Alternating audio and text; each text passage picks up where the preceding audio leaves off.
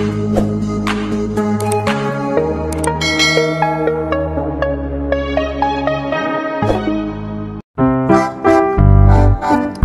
everyone! So ang tulang ito po ay alay ko sa isang mabait at mabuting kaibigan po na nakilala ko lang talaga dito sa Whitey World.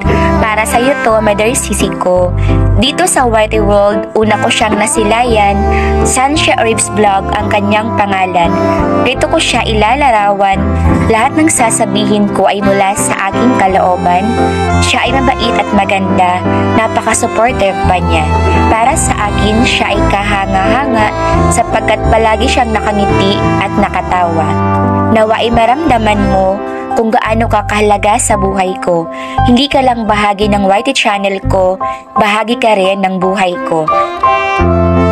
Hangat ko palagi ang iyong kaligayahan, nawa ay palagi kanyang iingatan. Makamtan mo nawa lahat ng biyayang sa iyo ay nakalaan. Yan ang aking munting kahilingan.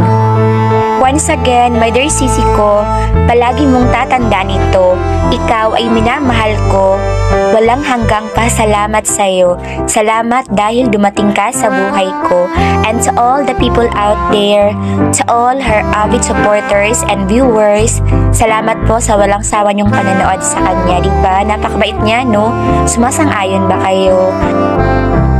My dear sisi, sana po nagustuhan mo ang simpleng tula na inialay ko para sa iyo.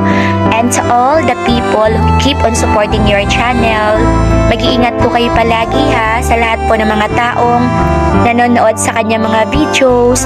Mag-iingat po kayo palagi. Hangad ko rin po ang inyong kaligayahan at kaligtasan sa bawat araw.